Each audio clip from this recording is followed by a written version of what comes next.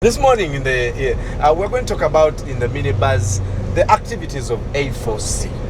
A4C to mean it is action for change, activists for change. But a very famous campaign called Walk to Work. Yeah. And at that point they had declared that walking is a crime. And of course, we had to get walking permits. If you look at Facebook, people got walking permits. Walking is not allowed.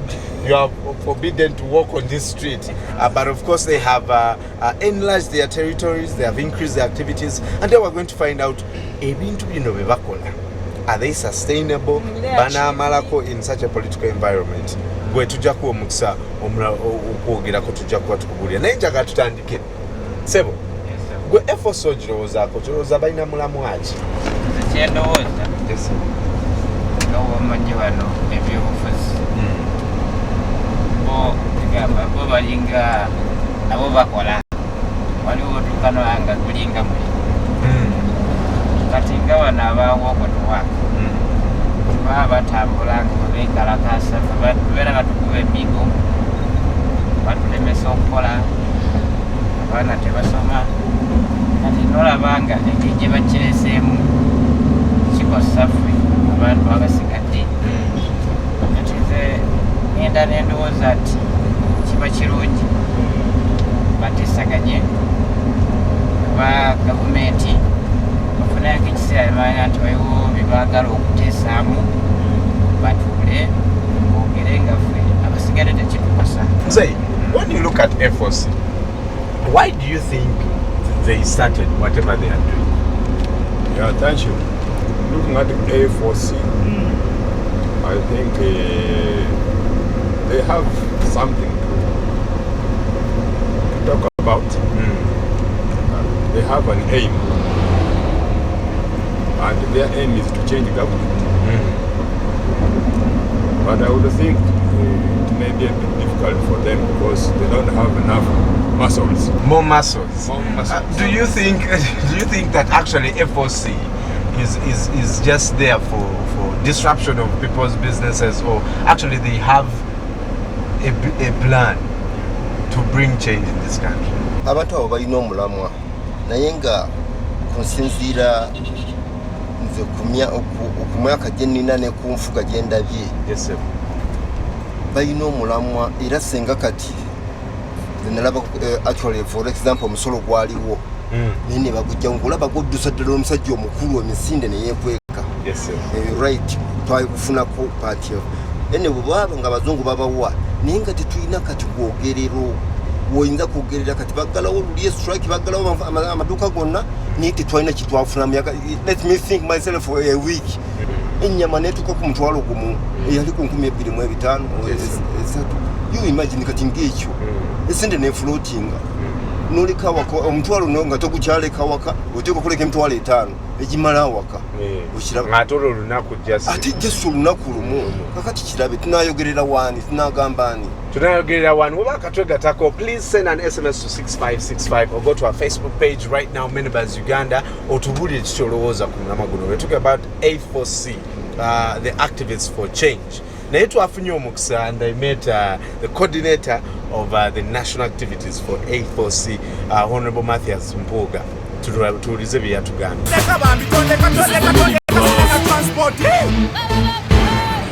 Since April 2011, the Activists for Change, or A4C, have gone beyond their political party groupings and sought to seek an arena where Ugandans will address their political concerns. Honorable Matthias Mpuga, the coordinator of A4C, is here to shed more light on their vision, purpose, and the future. The investure of A4C came at the backdrop of rising commodity prices and deteriorating living conditions of most Ugandans. We came up with 4 critical issues that underpinned our conviction as A4C. But as I speak, in this financial year's budget, the government proposed monies to reinstate the national petroleum reserves that were sold about 10 years ago. Government had long sold the national silos, so we had a country without food reserves.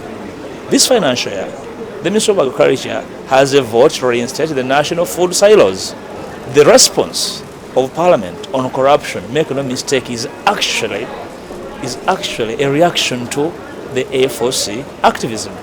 So for us, we're on course. Government yabiri myaka 26 ngetagala zitu yasobola kujikiza kutagalira mu ggwanga.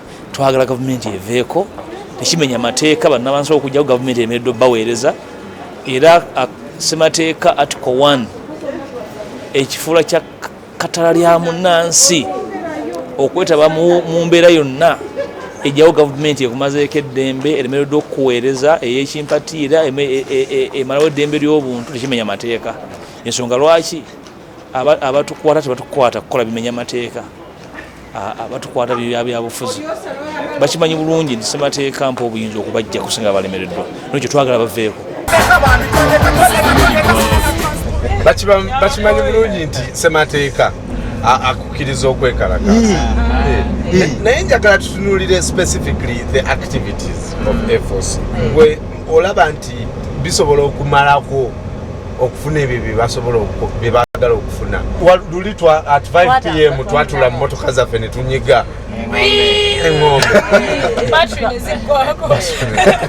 Naye so far tulabye nga gavumenti ekkiriza olowooza bintu ki ebyo ebimeekize gavumenti okugamba waayi tubaleke. Kubanga bamanyi ensonga eriemu, bamanyi ne banatukkiriza kati we are silenced in the way we don't know. Kubanga we talk but nothing happens. No one hears. Kati balabye we are weak. As much as we talk, there is nothing they are going to do. There is no change indeed. As much as those people bagezaako nnyo okutryinga okubaako kye bakola berimba, there is no change really in Uganda. Bamala biseera kati government eseka behind we are trying to show something is happening. For them they are laughing. Under curtains they are laughing. Bagamba laba beesuruwaza kwega tulinga kati abasiru. There is nothing we gain from whatever we are doing indeed. Right. Okkiriziganya n'omukyala kyagamba.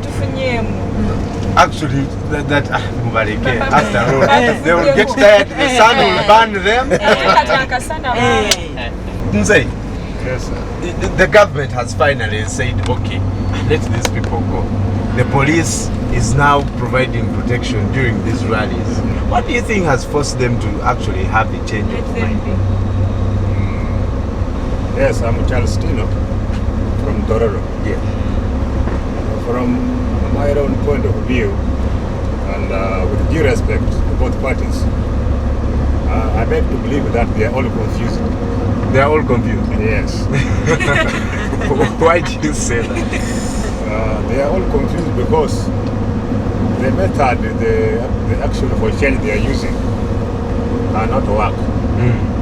And the way the government is responding also it is useless. Because there is no smoke without fire. So these are symptoms. The activists and actually comedians, they are just giving us free show. You walk and you find people fighting without the end and without purpose. Now the government, instead of solving the problem, that is allowing change. That is actually wanted. They are also refusing to change. Now, before you work with a stupid person, you must first of all be reasonably more stupid.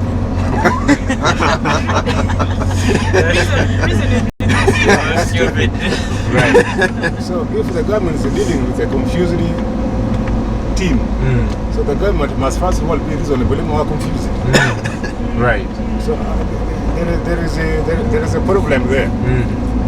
Tebagezezaako okuba wamu kubanga ebintu byabwe nze ndaba babiorganizinze ate including all the other parties si patemu abwange byona endola nti batunyigirize mu habwokuba okay tokuba ntwekalakasa ekyokuba nkikolwa baitu nendola tubene nkoku bakusalaho habwange ningamba nti nosogamba obukololo omwana yarramu nomanya nti nappi ejo tizoka yamuwoca kankoleshi kanjihindula oba njimukyusize baitu iyo bwolasigala okugenda maiso gamba omwana yarramu nokamuleke omwana yasigala nasigala okujja kumuhyamu nappi eyo nosanga nti akoze ki emwokeze kandi obuzibu mbwawo haliwo kumujjanjaba hati naitwe nuko tuli tuti nturra abwensonga zaitu gavumenti kutufaho atojja kwesanga mu maiso obwire obukweyongera mu maiso ogumire nora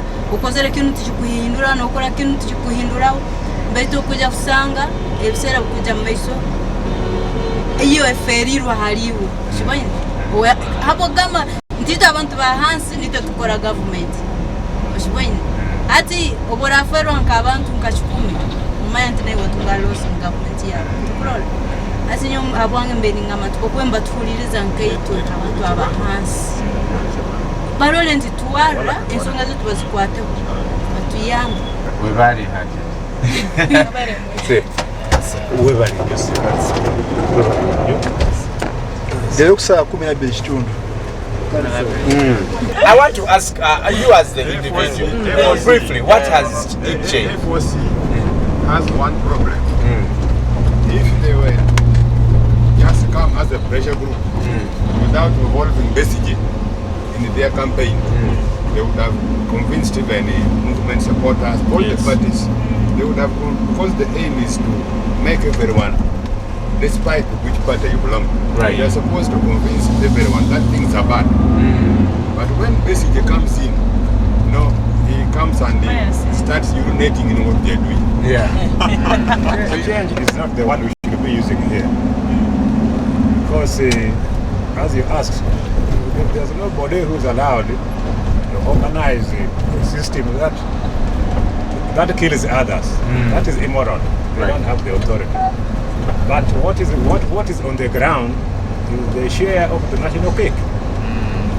You have a situation where one person is a minister for 26 years.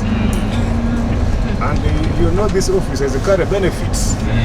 Why should one family have the benefits of the national office for 26 years? Right. This is where the problem is.